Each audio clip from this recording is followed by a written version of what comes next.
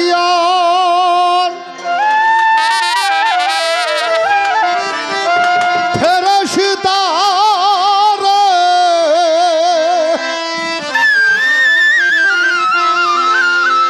আমার আল্লাহ সেজদা দিতে কয় আপন সূরাতে আদম উঠলেন দয়ে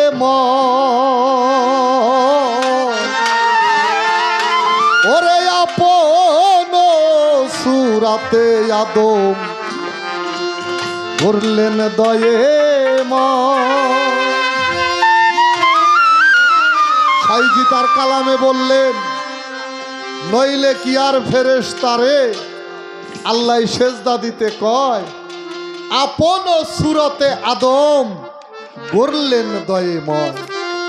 অর্থাৎ আল্লাহ বলেছেন ইন্নাল্লাহা খালাকাল আদামা আলা সূরাতিহি, আমি আমার সূরত দ্বারাই আমি আমার আদমকে সৃষ্টি করেছি। সেটা কোন সূরত? আল্লাহর স্বীয় সূরত, আল্লাহর নিজের সূরত। তাই সাইজি বললেন নাইলে কি আর ফেরেশতা রে, নাইলে কি আর ফেরেশতা রে, নাইলে কি আর ফেরেশতা রে সেজদা দিতে কয় আমার আল্লাহ সেজদা দিতে কয় আপন সূরাতে আদম করলেন দয়েময় রে আপন সূরাতে আদম করলেন দয়েময়। ওরে নাইলে কি আর ফেরেশতা রে, নাইলে কি আর ফেরেশতা রে সেজদা দিতে কয় আল্লাহ সেজদা দিতে কয় আদম সূরাতে করলে দয়েময় ওরে আদম সূরাতে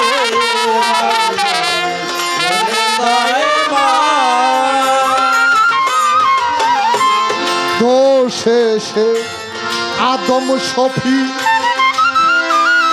আজাজিল তাই হইল পাপী, যে দোষে আদম শফি আজাজিল তাই হলো পাপী। মন তোমার এই লাফালাফি পঞ্চমারে লাফালাফি, তোমার আজ লাফালাফি তেমনি দেখা যায় আপন সূরাতে আদম উঠলেন দয়েময় ওরে আপন সূরাতে আদম করলেন দয়েময়।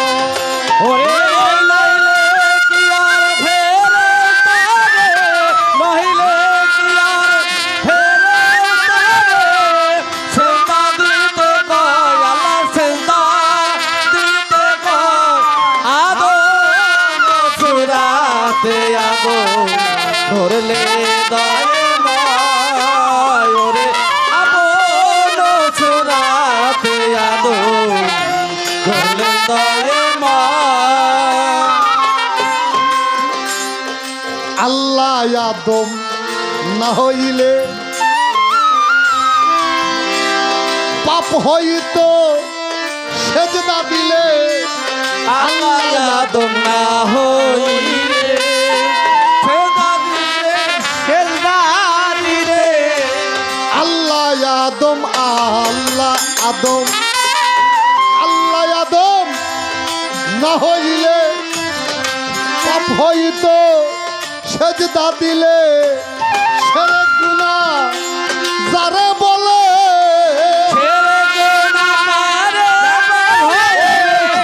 কি গুনাহ যারে বলে এদিন দুনিয়ায় আপন সূরাতে আদম উঠলেন দয়েময়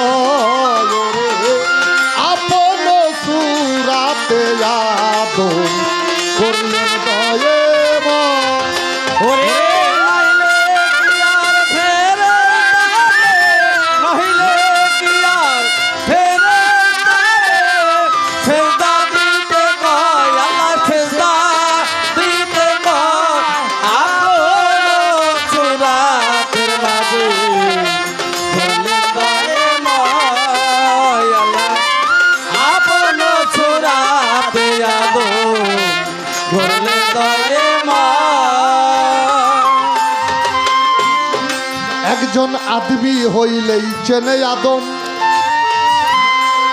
পশু কি তার জানে মর্ম, একজন আদমি হইলেই চেনে আদম।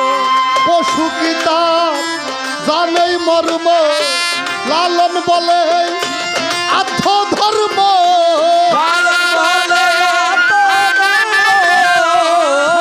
লালন বলে আত্ম ধর্ম। আদম চিনলে হয় একজন মানুষ, একজন মানুষ হইলেই হয় ওরে আপন চোরাতে ধরলে দয়ে মায়রে আপন চোরাতে আদম ধরলে দয়ে মায় ওরে লাইলে দিয়ার ফেরেশতা রে লাইলে দিয়ার ফেরেশতা রে ফেরেশতা দিতে কয় আল্লাহ ফেরেশতা দিতে কয় আপন চোরাতে আদম ধরলে দয়ে মায়রে আপন চোরাতে আদম ধরলে দয়ে মায়। বেশ তো ভালো পালা দিল আসরের ভিতরে, আদম তত্ত্ব নবী তত্ত্ব গান আজ চলবে সব আকারে। প্রথমবারে দাঁড়িয়েছি আমি আদমের জীবনে গাইবার লাগিয়া, ভাইকে আমি আমার জায়গায় থেকে দুটি কথা যাব গো জিগাইয়া। আমার আল্লাহ তাআলা এই আদম সৃষ্টির আগে আল্লাহ তাআলা আরো জাতি সৃষ্টি করেছিলেন, যেমন জিন জাতিকে আল্লাহ তাআলা আদমের আগে সৃষ্টি করেছিলেন। আল্লাহ তাআলা অসুর জাতিকে সৃষ্টি করেছিলেন। আল্লাহ তাআলা সিংহ সৃষ্টি করেছিলেন। আল্লাহ তাআলা হারিস মারিচ সৃষ্টি করেছিলেন। এই সৃষ্টিগুলা যখনই আল্লাহ করেছিলেন, এই সৃষ্টিগুলো আল্লাহর সাথে নাফরমানি করিলেন। আল্লাহর সাথে নাফরমানি করার কারণে আমার আল্লাহ তাআলা একটু গভীর ভাবে উনি চিন্তা চেতনার মধ্যে পড়ে গেলেন। আল্লাহ তাআলা কি করবেন? আল্লাহ তাআলা তার প্রতিনিধি সৃষ্টি করিবেন। সেই প্রতিনিধি কি? যেমন একটা ইউনিয়নের চেয়ারম্যান, ওনাকে নির্বাচিত করা হয়, তাই না গো? কোন কারণবশতে ওই চেয়ারম্যানের পরবর্তীতে যদি ওই রকম কাউকে প্রয়োজন হয়, ওই চেয়ারম্যান এই কি করে, আর একজন প্রতিনিধি তার মতো করিয়া তাকে একটা দায়িত্ব প্রদান করা হয়, যেটাকে বলা হয় ভারপ্রাপ্ত।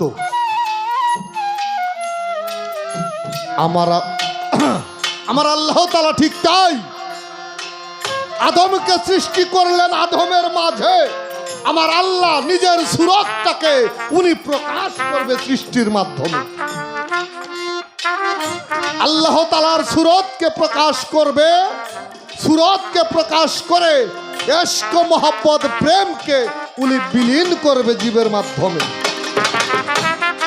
সেজন্য আল্লাহ তার প্রিয়তম একজন খলিফাকে আল্লাহ তাআলা সৃষ্টি করলেন। সেটা হলো আমাদের আদি পিতা আদম আলাইহি সালাতু ওয়াস সালাম। এটা হলো ভাণ্ড আদম, এটা হলো আকার আদম, এটা হলো বস্তু আদম। এর আগেও আদম ছিল, এতটুকু বললাম। আমি গেলাম না, আমার জায়গাটাকে আমি দাঁড়া করানোর জন্য আমি এই কথাটুকু বললাম। ভাইয়ের কাছে এইবার আমার প্রথমবারে দুটি কথা জিজ্ঞাসা করব। আল্লাহ তাআলা কোরআন পাকে বলেছেন, হাদিস কুদসিতে বলেছেন, আমি আমার আপন সূরত দ্বারাই আমি আমার আদমকে সৃষ্টি করিয়াছি। ভাই আপনার কাছে আমার প্রথমেই জিজ্ঞাসা, ছোট বাজাও কথাগুলো শুনতে দাও। কথা যদি ভালোভাবে না শোনে তাহলে ভাই তো আমার উত্তর করতে তার সমস্যা হবে। হ্যাঁ, কথাটা হইল আমার আল্লাহ তাআলা নূরে মুহাম্মদকে সৃষ্টি করিলেন। আপনার কাছে আমার প্রথম প্রশ্ন, আল্লাহর উদ্দেশ্য কি? আদমকে আল্লাহ সৃষ্টি করার উদ্দেশ্যটা আমি আপনাকে বলেছি। যেমন নবী মুহাম্মদ রাসূলুল্লাহ সাল্লাল্লাহু আলাইহি ওয়াসাল্লাম, ইনাকে যে আল্লাহ সৃষ্টি করলেন, আসলে তার উদ্দেশ্যটা কি ছিল? এবং আমার নবী মুহাম্মদের যে সূরত, যে চেহারা, যেই দেহ, যে আকৃতি নিয়ে পৃথিবীতে আসছিলেন, এই চেহারার সাথে আল্লাহর সাথে কোনো মিল আছে? যদি থাকে তাইলে আপনি একটু আমাদের দলিল মোতাবেক বুঝাবেন। আমাদের অনেক ভ্রমটাই আশা করি কেটে যাবে। প্রশ্ন, নবী মুহাম্মদের আকৃতির সাথে আল্লাহর আকৃতির সাথে কোনো মিল আছে কিনা? যেমন আদমেরটাই স্পষ্ট, আল্লাহ বলছে ইন্নাল্লাহা খালাকাল আদম আলা সূরাতিহি। আচ্ছা, আবার আল্লাহ কোরআন পাকে বলছে ওয়া ফাখাবতু মির রূহি, আদমের রূহটাও আমি আল্লাহর রূহ। তাহলে আমার নবীর ব্যাপারে আল্লাহ এরকম কোনো কিছু বলছে কি? যদি বলে আপনি আমাদেরকে বুঝাবেন। আর একটা কথা, সেই কথাটা হইল আমার আল্লাহ তাআলা যখন নূরে মুহাম্মদকে সৃষ্টি করিয়া আরশে আজলের উপর আল্লাহ রাখেন, যখন আল্লাহ নূরে মুহাম্মদকে প্রশ্ন করলেন আলাস্তু বিরাব্বিকুম, হে নূর আমি কি তোমার প্রভু নই? নূর স্বীকার করেছিলেন তুমি আমার রব, আমি তোমার দাস। তখন এই স্বীকারোক্তি আল্লাহ পেয়ে আল্লাহ এত খুশি হয়েছিলেন, খুশি হইয়া আল্লাহ তাআলা সেদিন নবী মুহাম্মদকে 10টা উপহারও দিয়েছিল। সেই 10টা উপহার, সেই 10টা তৌফা আল্লাহ তাআলা নবী মুহাম্মদকে কি দিয়েছিলেন আপনি একটু আমাদেরকে বলবেন।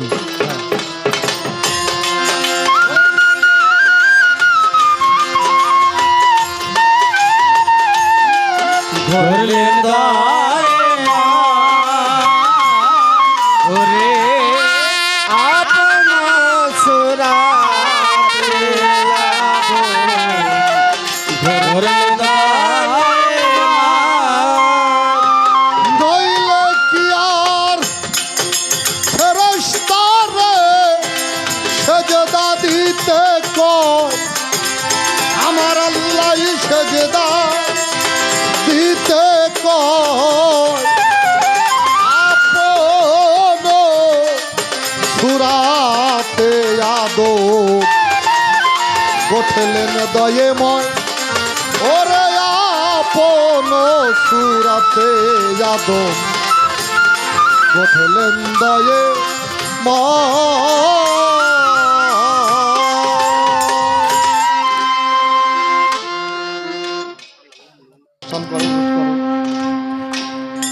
বাবারা যারা এই উরসটা করে না তারা বুঝে, এই ওরস যারা করে তারা জানে এই ওরস করতে কি লাগে। শুধু টাকা হইলেই ওরস হয় না। টাকাওয়ালা এই গ্রামে মানুষ অনেক আছে না গো? তাদের বাড়িতে ওরস হয় না, তাদের বাড়িতে এত শত সাধুর ভিড় হয় না। পদকর্তা লালন সাইজি বলেছে, আমি বসে আছি আশার সিন্ধু কুলেতে সদাই, কবে সাধুর চরণ ধুলি মোর লাগিবে গায়।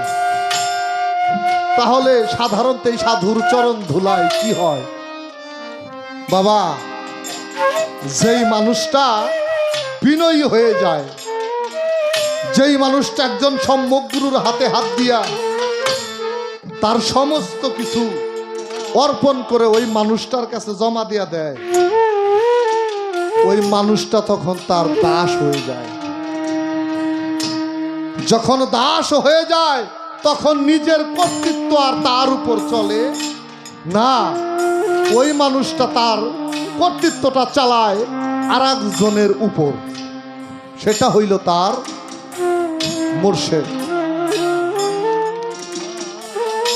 এতগুলা মানুষ এইখানে, কারোর সাথে কারোর মিল নাই আছে? হ্যাঁ, এখানকার আপনারা সব লোক কি চিনেন?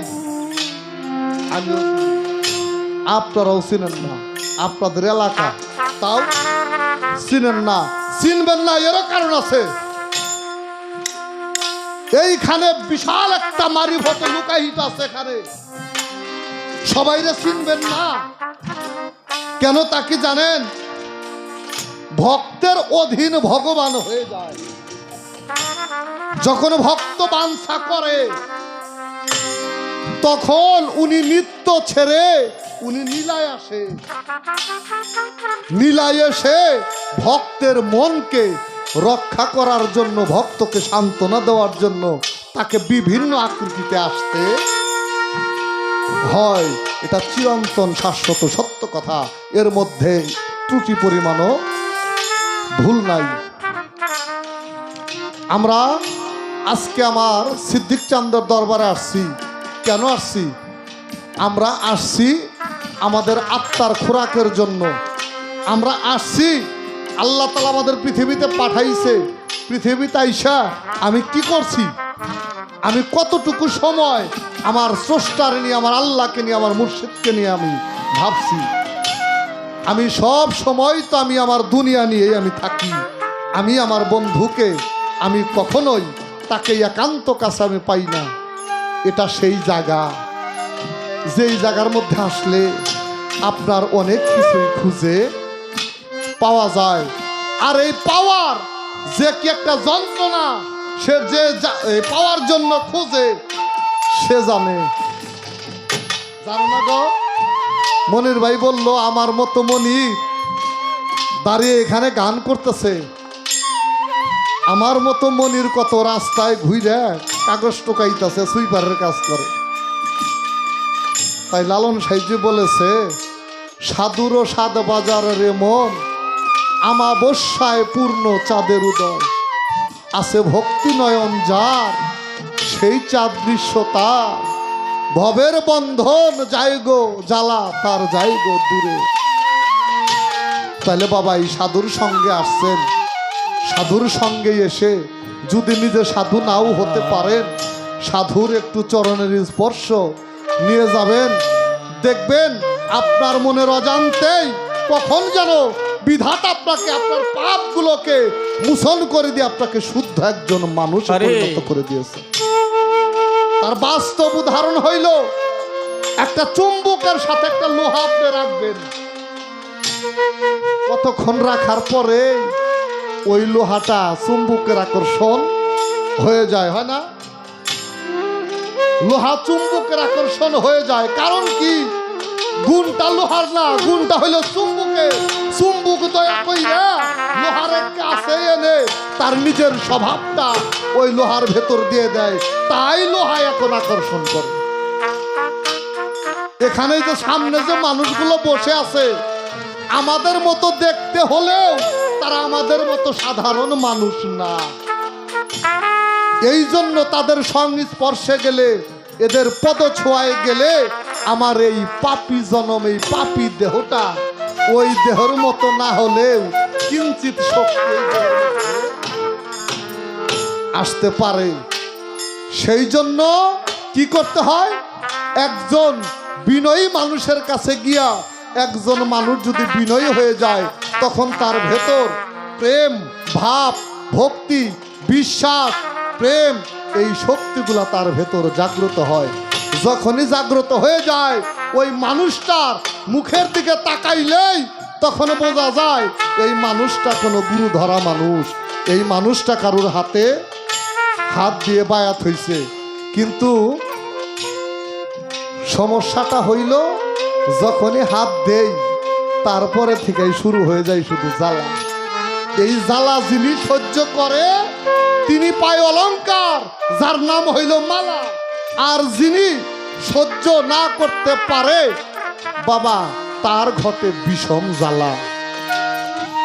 তাহলে বাবা সেই গুরু মুর্শিদকে ভালোবাসবেন বেশি করে। আমি তো ভালোবাসতে পারি না। আপনারা যারা আছেন তারা আপন আপন মুর্শিদকে বেশি বেশি ভালোবাসবেন, গুরু রূপ বর্জকে রাখবেন, তবেই সে মুক্তির লক্ষ্য। তাছাড়া মুক্তির লক্ষ্য নাই। পাশাপাশি আমি আর একটি গান করি, আপনারা শুনুন। ওরে তোরে না দেখেলারি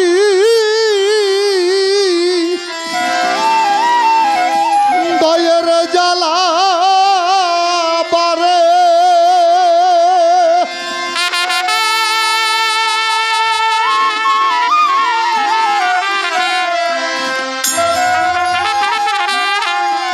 আমার সিদ্দিকি চান রে দয়া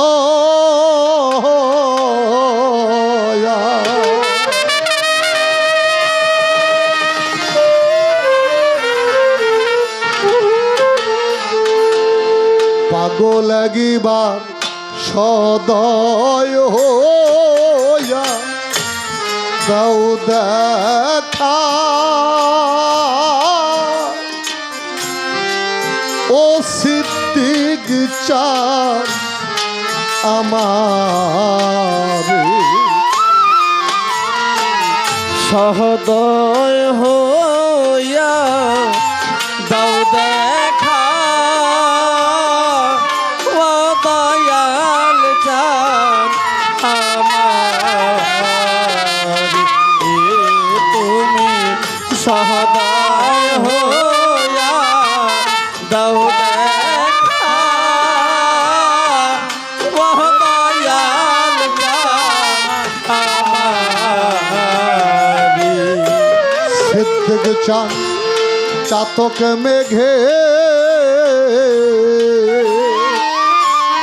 মান্নান বাবা জল না হলে ওরে চাতক খায় না পানি খালে দিলে চাতক মেঘে জল না ভরে ওরে চাতক খায় না পানি খালে আমার ভজন চাতক যেমন মেঘের জল না হলে ওরে চাতক খায় না পানি খালে দিলে ওরে তোমার ভক্ত তেমনি আখি ঝরে ও তোমার ভক্তে আখি জলধারে আমার দয়াল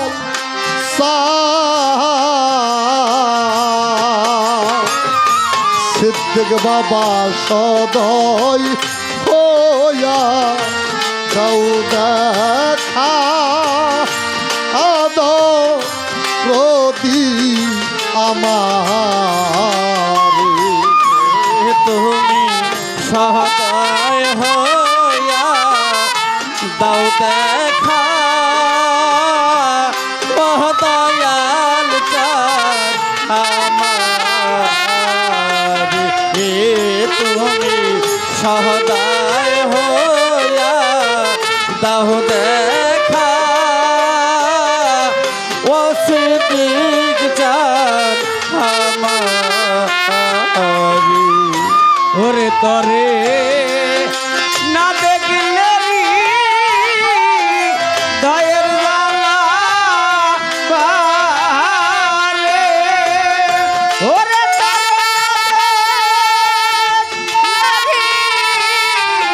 দয়ের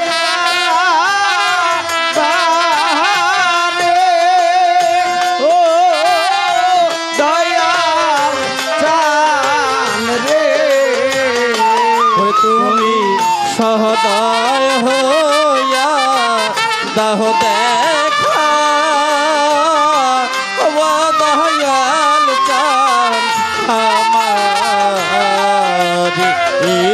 তুমি সহদয় হইয়া দাহ দেখা ও সিদ্দিক চান আমারি থেকে চান তোর ধনের কাঙ্গা নইরে আমি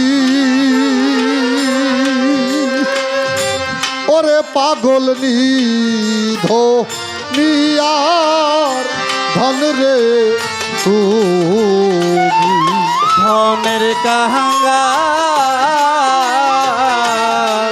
নই তো আমি অসিতির চান নিধনিয়ার ধন রে তুমি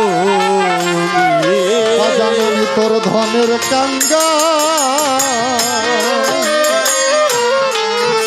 নইরে আমি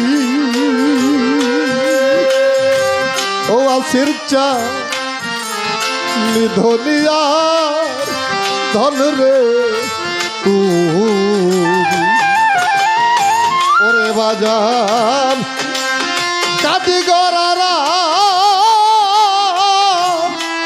স্বামী ভব পুরে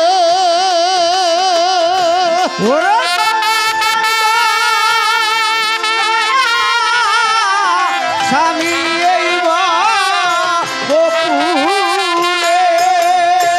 ওরে তোমার কাটি গড়ারা স্বামী ভব পুরে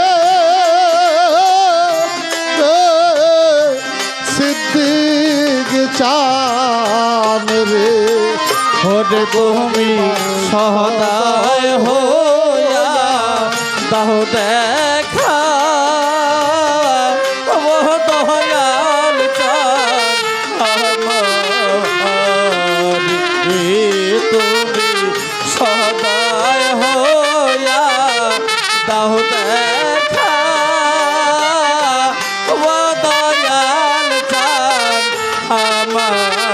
আমারি থেকে বাজান তোর পাগল রায়া বড় দুঃখী ওরে পাগল মরণ শুধু আছে বাকি ভগত রাহায়া বড় দুঃখী অসিতির চান মরণ শুধু আছে বাকি বাবা এই জগতের মধ্যে যদি কোনো ভক্ত তার গুরুকে ডাকে, যখন সেই ভক্ত তার গুরুর ডাকে সাড়া না পায়, তখন সেই ভক্তের হৃৎপিণ্ডরে কেমন করে সেটা সেই ভক্তই শুধু জানে। আজকে আমার মজিদ আমার সিদ্দিকের জন্য ফুলের বাসর সাজিয়ে বসে আছে। বাবা, ভক্তরা যখন বিপদের মধ্যে পড়ে যায়, চোখের জল ছেড়ে দিয়ে যখন গুরু নাম ধরে ডাকে, তখন গুরু কখনোই দূরে থাকতে পারে না। ভক্ত যত বিপদেই থাকুক তখন এসে ভক্তকে যে কোনো ভাবেই গুরু উদ্ধার করে নিয়ে যায়। ভক্ত রায়া বড় দুঃখী অসিদ্ধ মরণ শুধু আছে বাকি। আজকে আমার সিদ্দিক স্যার আসবে বলে সোনার বাসর সাজিয়ে তার পাগলরা চাতক পাখির মতো তাকিয়ে আছে। কত মানুষের মুখের দিকে তাকিয়ে থাকি, মজিদ ভাই আমার সিদ্দিক চাঁদের মতো আমি কাউকে খুঁজে পাই। আবার জিন্নু চাঁদের মুখের দিকে তাকায়, আবার মান্নান চাঁদের মুখের দিকে তাকায়, তাকিয়ে দেখি আমার সিদ্দিক চাঁদকে দেখা যায় কিনা। ও সিদ্দিক চাঁদ, তুমি যেখানেই থাকো তোমার পাগলের সামনে সে যে তুমি নিজ গুণে যদি না দাঁড়াও, যদি তুমি না দেখা দাও, তোমার ভক্তের কিছু করার নাই বাবা। তাই তুমি সদয় হয়ে যদি না আসো, আজকেই সোনার বাসরটা শূন্য খালি পড়েই রবে।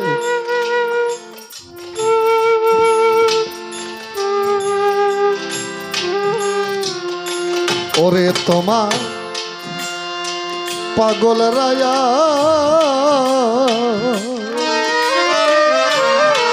সিদ্দিক বাবা বড় দুঃখী। ওরে বাজার মরণ মাত্র আছে পাগল বড় দুঃখী অসিদ্ধ মরণ শুধু আছে বাকি। ওরে তুমি নিদান কালে তুমি সামনে থাইকো রে। ওরে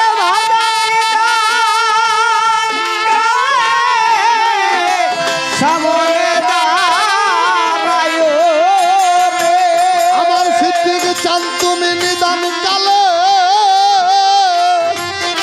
সামনে থাইকো রে। ও দয়াল চান রে, ওরে তুমি সদয় হইয়া দাও দেখা। ও দয়াল চান তুমি সদয় হইয়া দাও দেখা। ও দয়াল চান বাজান তোমার ধনের কাঙ্গা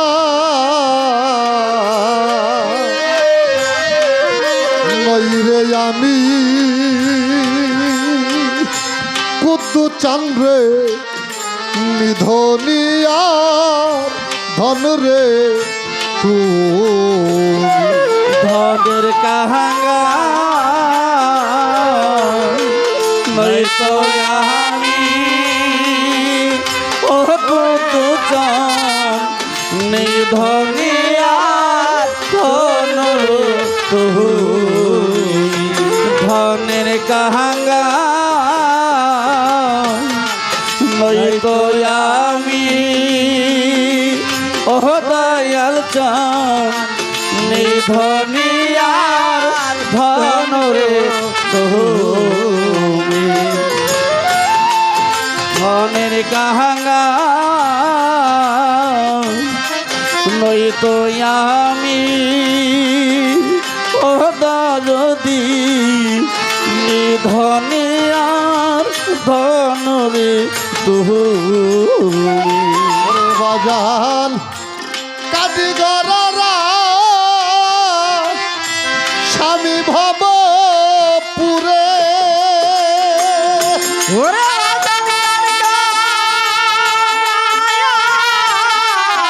স্বামী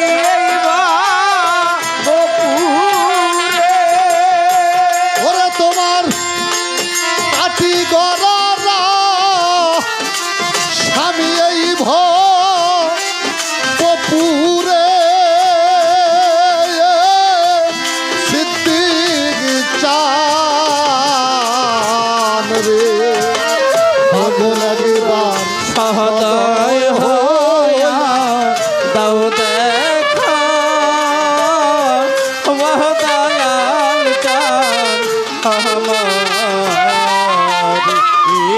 তুমি সহদয় হইয়া দাও দেখা মহদয়াল চান আমার ওরে তরে না দেখলে রি গায়ের জ্বালা বাহারে ওরে তরে না দেখলে রি গায়ের জ্বালা বাহারে ও দয়া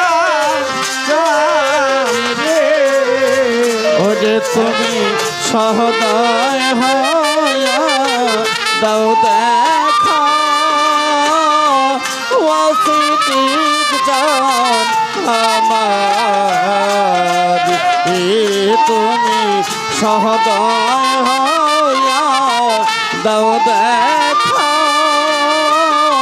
ওয়াসিদিক জান আমার ওরে তোমার পাগল তারা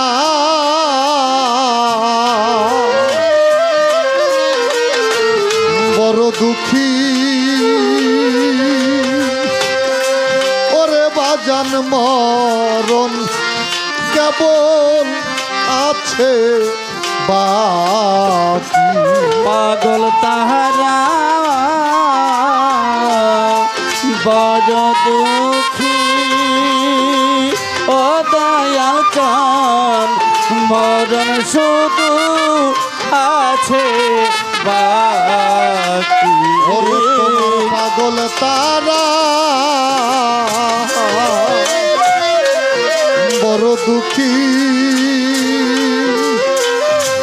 ওরে বাজান মরণ কেবল আছে বাকি ওরে তুমি নিদান কালে পাশে থাইকো রে ওরে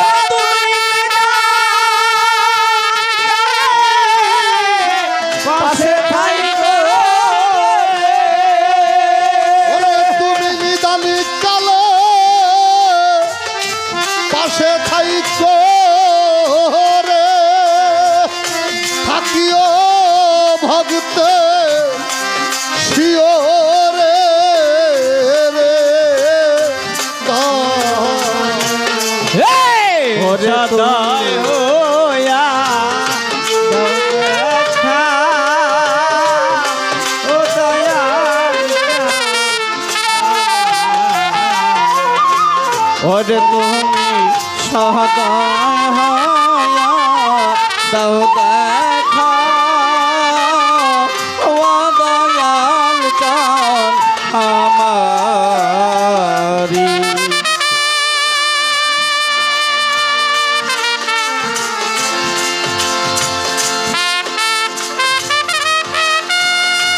হ্যাঁ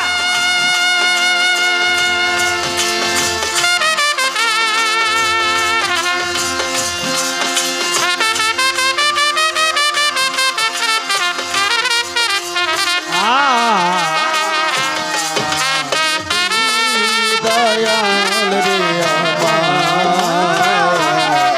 দয়াল রে আমার ওরে তো দেখলারি দয়ের জ্বালা পরে ওরে তরে না দে লেরি গায়ের লালা পাহাড়ে আমার দয়াল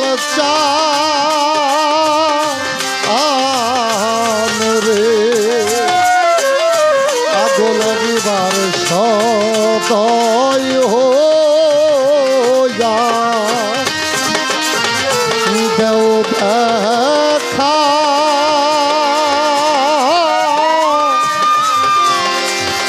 ও সিদ্দিক চাম